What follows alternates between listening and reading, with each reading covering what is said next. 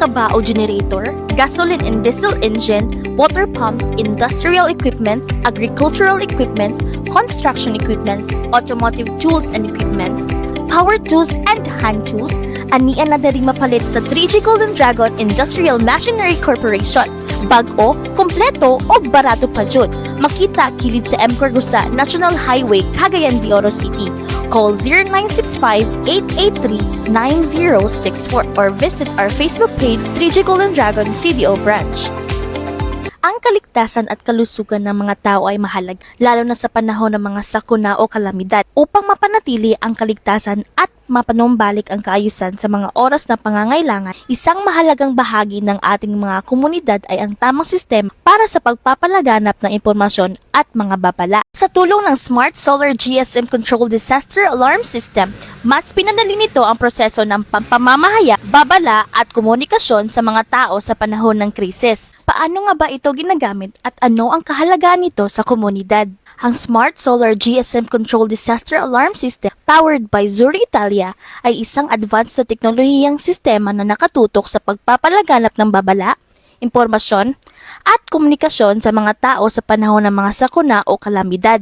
May 9 na alarm tone ang system na ito. Merong siren, fire, security, first aid, emergency, warning, horn, PEP short interval, PEP continuous. Meron din itong built-in microphone na magagamit for public announcement purposes para sa government programs. Ito ay nagbibigay daan sa mga otoridad at mga komunidad na magkaroon ng epektibong paraan ng pagtawag pansin sa mga panganib, pagbibigay alam sa mga apektadong residente, at pangangasiwa sa mga sitwasyon ng emergency. Itong system na ito ay gumagamit ng solar power para sa pangunahing operasyon nito.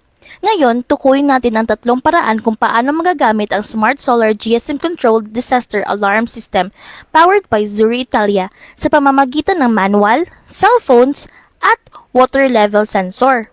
Ang unang paraan ay ang manual na pagkontrol ng system. May mga designated personnel o operator na may kakayahan na kontrolin ang mga alerto at babala ng system.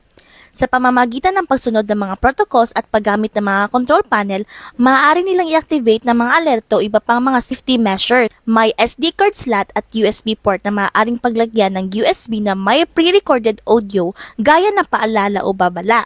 Ito ay mahalaga upang maisigurong ang sistema ay ginagamit ng tama sa mga oras na emergency, katulad ng pagpapahayag na may free vaccination, free medicine, senior citizen meetings, water interruptions, at marami pang iba. Ang pangalawang paraan ay ang paggamit ng mobile phone para sa pagkontrol ng system.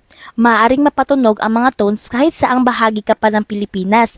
Halimbawa, may paparating na kalamidad sa isang probinsya o munisipyo at ang may hawak ng remote ay nasa malayong lugar, maaari niyang makontrol ang alarm system sa isang pindot lang. Pwede ito sa keypad, Android at iOS phones. Ang pangatlong paraan ay ang paggamit ng water level sensor, powered by ZARAMERICA. Ito ay nagmamonitor ng antas ng tubig sa mga lugar na madalas bahain. Kapag may na-detect na tubig ang sensor in less than 1 minute, ay magsisend ito ng signal papunta sa alarm system at magbibigay babala sa komunidad. Ang pagkakaroon ng 5 mga tao, for example, kapitan, mayor, rescue team, tanod at marami pang iba, ay maaari makatanggap ng text o tawag na alerto mula sa system ay mahalaga. Ano nga ba ang GSM? GSM stands for Global System for Mobile. Ibig sabihin nito, ang seguridad ng komunidad ay nakakonect sa GSM cellular network, meaning ang GSM alarm ay pwedeng maging wireless security option. Hanggang dito na lang ang ating video. Maraming salamat po. Be safe, be aware, be fearless at time of emergency.